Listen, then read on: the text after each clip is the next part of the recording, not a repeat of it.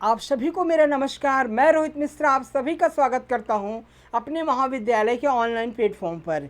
Students, आज हम आपको पढ़ाएंगे इंट्रोडक्शन टू फॉरेस्ट्री और इसके अंतर्गत जो मेरा टॉपिक है वो है फॉरेस्ट मेंसुरेशन।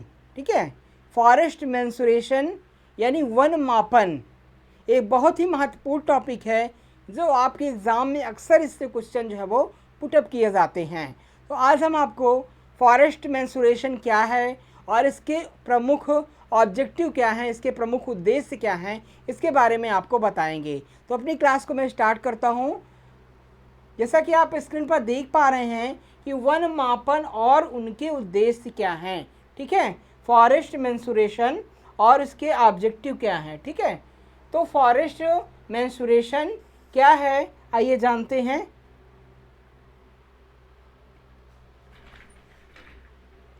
तो वन मापन, सबसे पहले हम जानेंगे फॉरेस्ट मेंसुरेशन को हिंदी में क्या कहते हैं, वन मापन। ठीक है, तो वन मापन वानिकी की वह शाखा है जो वृक्षों और वनों के मापन से संबंधित है। ठीक है, तो वन मापन क्या है, वन मापन फॉरेस्ट्री यानी वानिकी की वह शाखा है जो कि वृक्षों के, पेड़ पौधों के मापन से संबंधित है। मापन का मतलब क्या होता है, मापन का मतलब होता है कि वृक्षों की लंबाई चौड़ाई उनका व्यास मापने से है।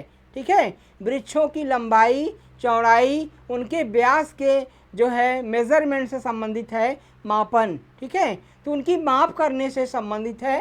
ठीक है, ताकि उनके आयाम आयु वृद्धि का निर्धारण किया जा सके।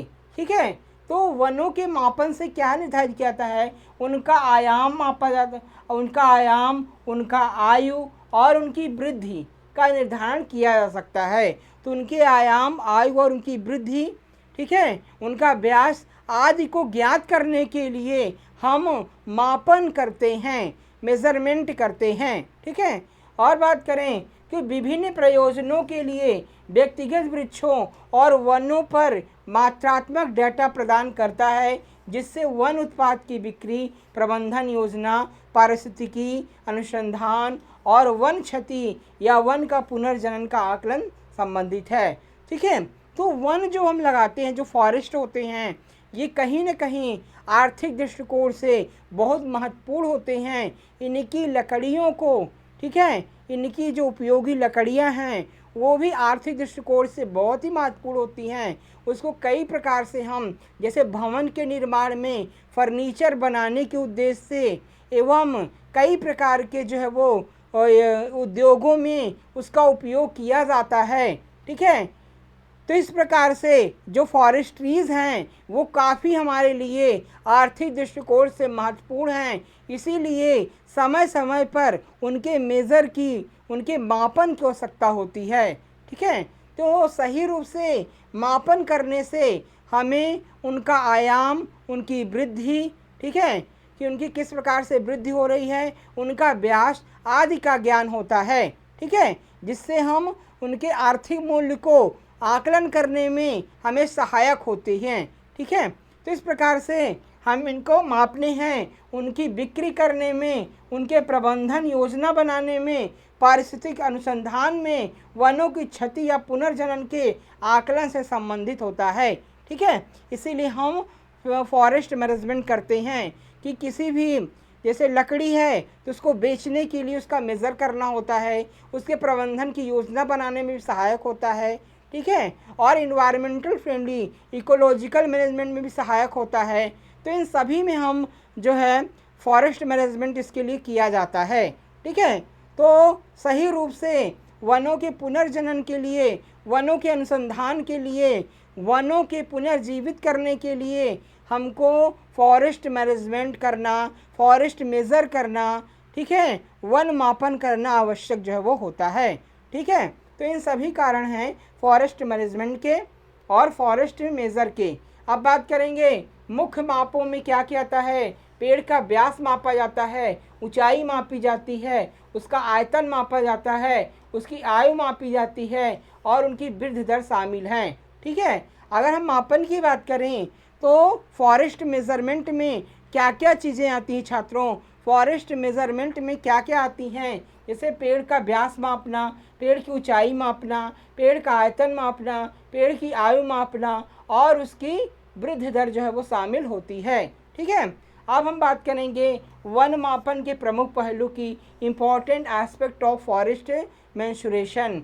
अब हम बात करेंगे कि वन मापन के क्या क्या प्रमुख पहलू हैं। तो जो अभी हम आपको बताए थे कि ऊंचाई, व्यास, लंबाई, चौड़ाई, वृद्धि, ये सारे इसके क्या हैं, इसके एस्पेक्ट्स हैं, इसके पहलू हैं। तो क्या क्या इसके एस्पेक्ट हैं, पहला है व्यास। ठीक है, इसको हम क्या कहते हैं, डायमीटर कहते हैं। डायमीटर की बात की जाए तो आम तौर पर कैलिपर्स या व्यास टेप का उपयोग करके स्तन की ऊंचाई, ठीक है, स्तन की ऊंचाई DBH पर मापा जाता है।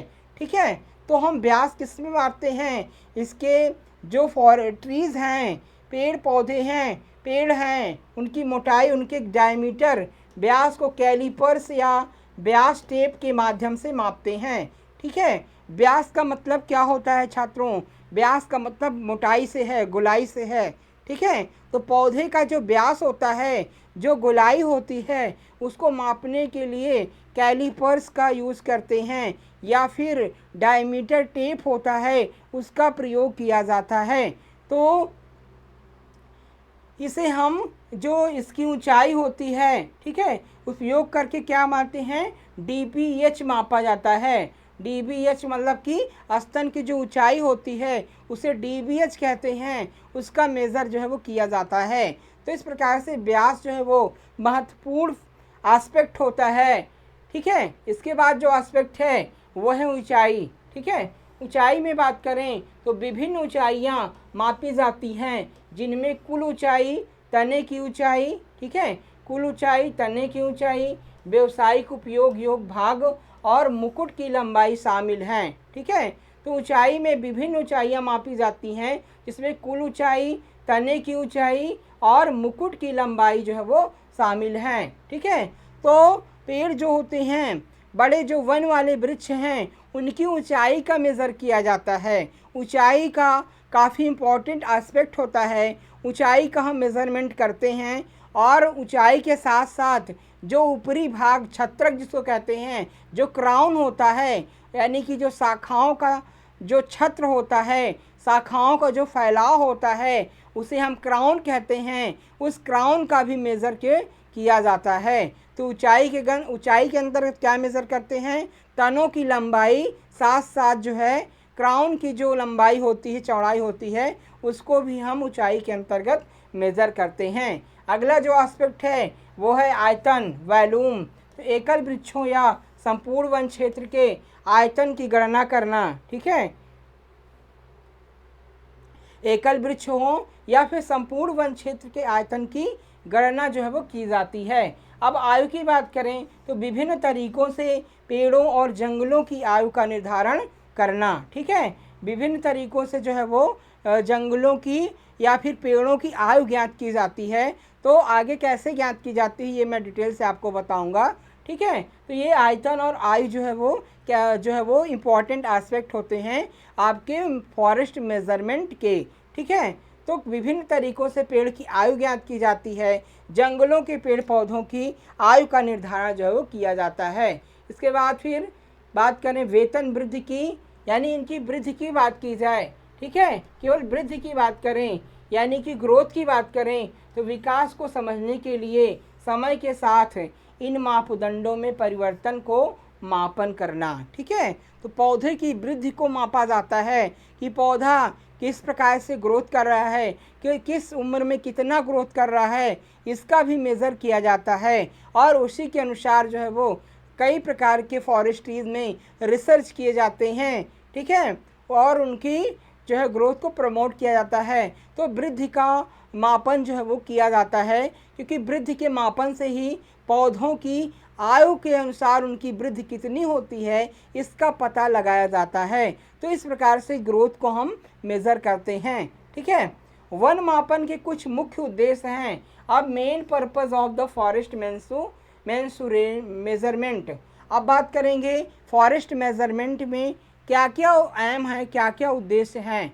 ठीक है, तो फॉरेस्ट मैनेजमेंट के कई सारे उद्देश्य हैं। अगर फॉरेस्ट मैनेजमेंट के उद्देश्य की बात की जाए तो जैसे कि वन मापन का मुख्य उद्देश्य वृक्ष और वन विशेषताओं जैसे कि व्यास, ऊंचाई, ठीक है, आयतन, आयु, वृद्धि को माप करके टिकाऊ वन प्रबंधन योजना और संसाधन मूल्यांकन के लिए मात्रात्मक डेटा प्रदान करना। ठीक है, तो हम कह सकते हैं कि वन मापन का मुख्य उद्देश्य क्या है, वृक्ष और वन विशेषताओं जैसे कि व्यास हो गया, ऊंचाई हो गया, उसकी आयु हो गई, ठीक है, और वृद्धि को माप कर टिकाऊ वन प्रबंधन मतलब सस्टेनेबल फॉरेस्ट मैनेजमेंट उसकी योजना बनाना और संसाधन मूल्यांकन के लिए मात्रात्मक डेटा प्रदान करना इसका मुख्य उद्देश्य होता है। ठीक है, तो कहीं ना कहीं कह सकते हैं कि फॉरेस्ट मैनेजमेंट के माध्यम फॉरेस्ट मेंसुरेशन फॉरेस्ट मेजरमेंट के माध्यम से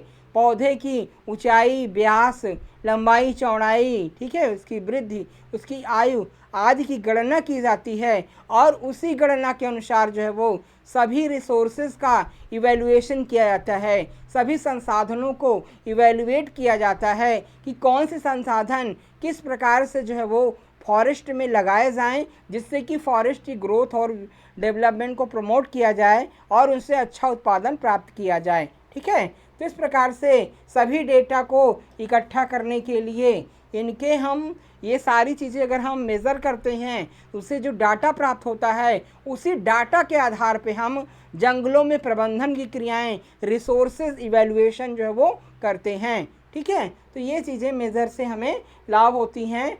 और लकड़ी की बिक्री, संसाधन सूची, विकास और उपज का अनुमान, वन स्वास्थ्य की निगरानी, ठीक है, वन स्वास्थ्य की निगरानी, अनुसंधान का समर्थन, संसाधन उपयोग और संरक्षण के संबंध में सूचित निर्णय लेने जैसी गतिविधियों का आधार बनता है।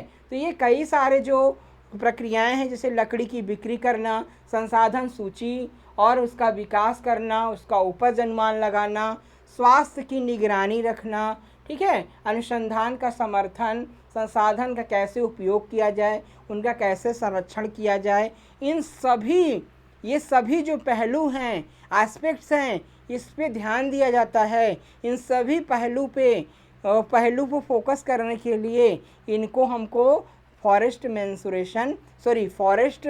मेजरमेंट करना आवश्यक होता है। इन सभी बातों को हम तभी ध्यान दे सकते हैं जब वनों का सही मापन किया जा सके।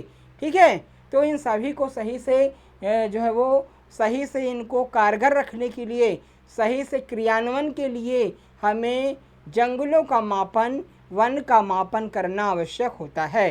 ठीक है, अब हम बात करेंगे कुछ विशिष्ट इसके उद्देश्य हैं, कुछ specific objective of forest measurement हैं, कुछ वन मापन के प्रमुख उद्देश्य हैं जैसे कि बिक्री और मूल्यांकन का आधार।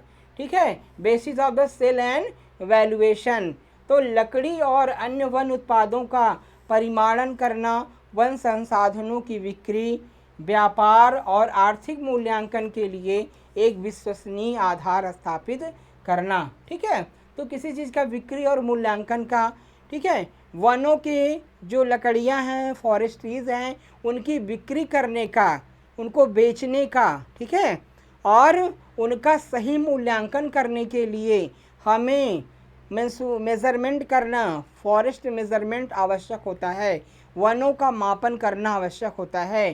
क्योंकि जब हम कोई चीज़ बेचते हैं तो उसको वज़न में बेचते हैं, ठीक है, उसकी गुणवत्ता के आधार पर बेची जाती है, व्यास के आधार पर बेची जाती है।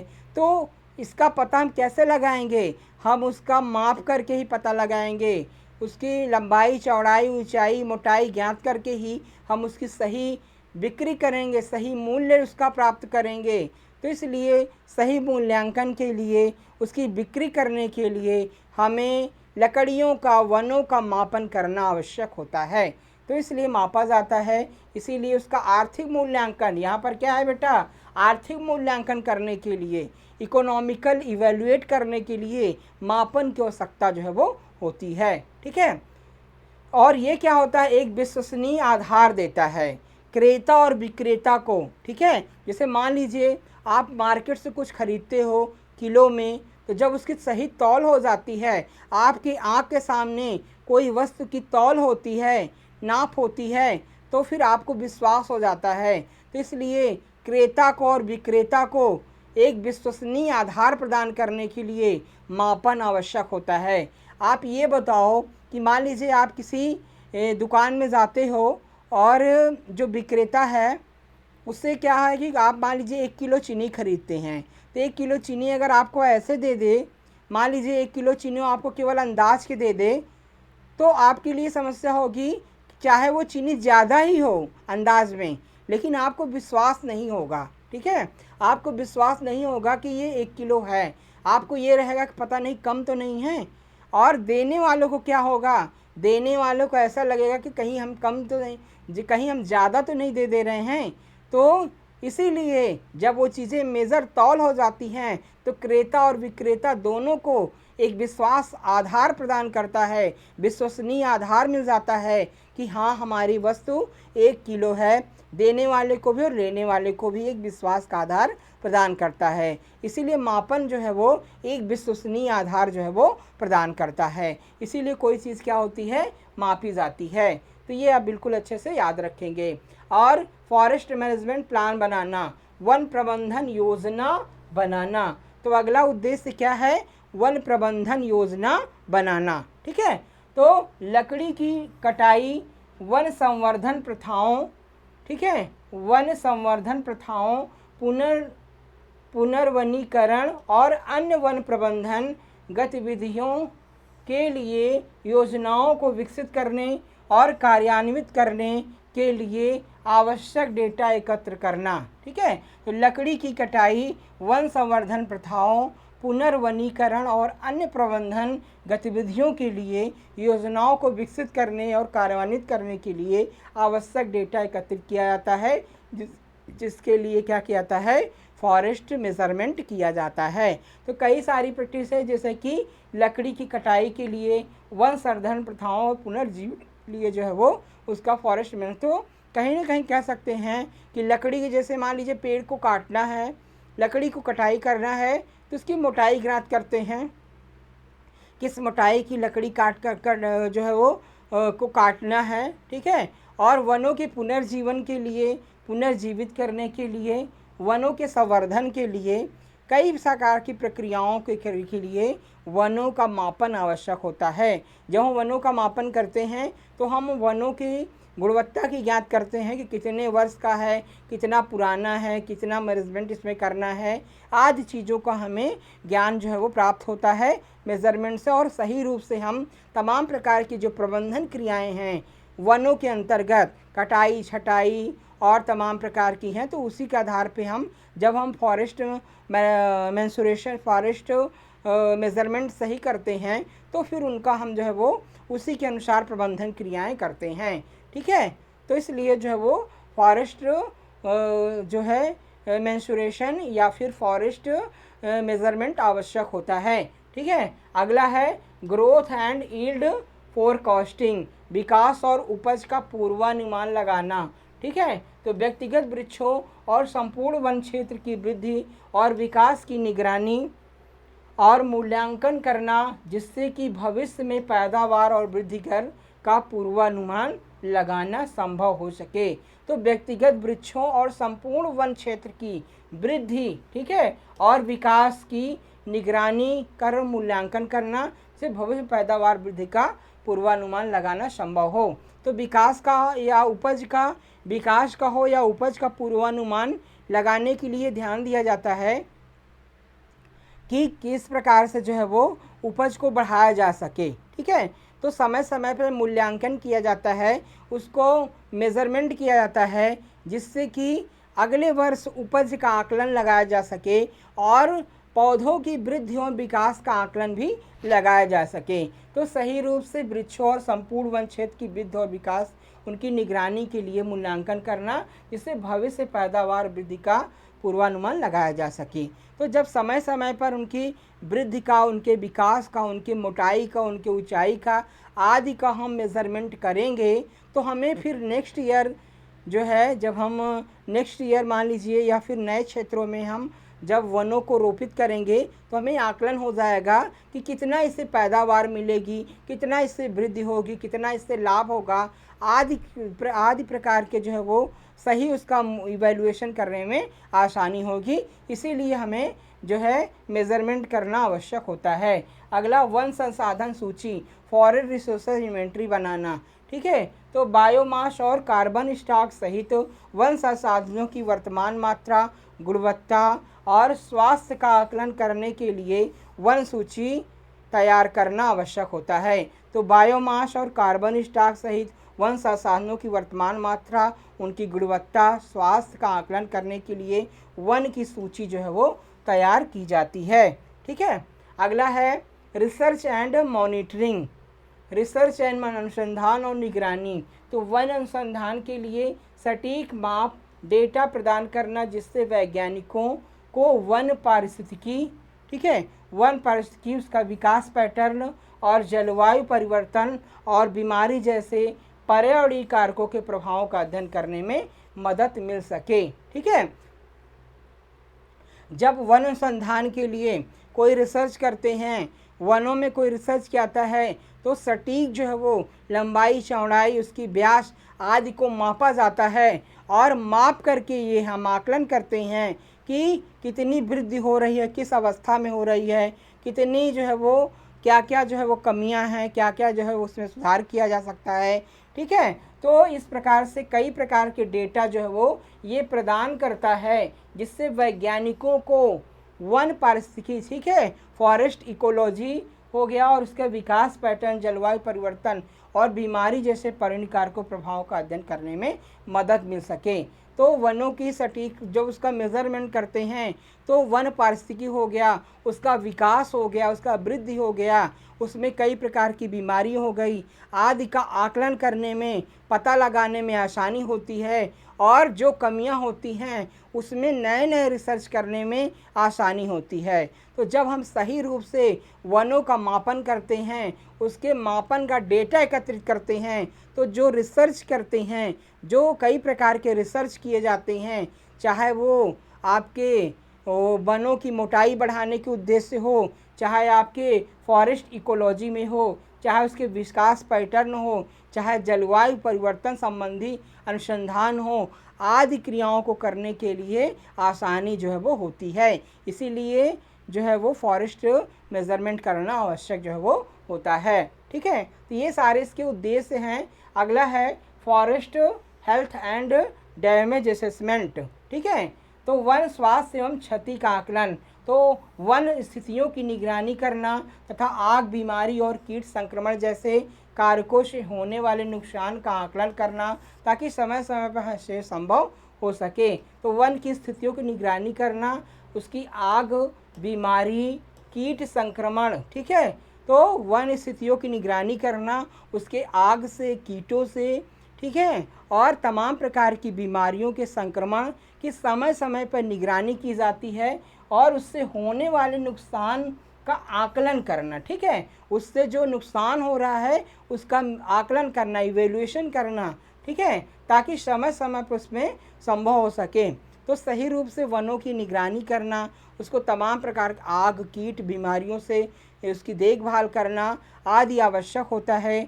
और अगर इस सही समय पे उसके जो है वो आदि का हमेशा आकलन करना और उससे नुकसान का पता लगाना और उस नुकसान को कम करना, ये सारे इसके प्रमुख उद्देश्य जो है वो होते हैं। तो वन स्वास्थ्य एवं क्षति का आकलन करना भी आवश्यक होता है।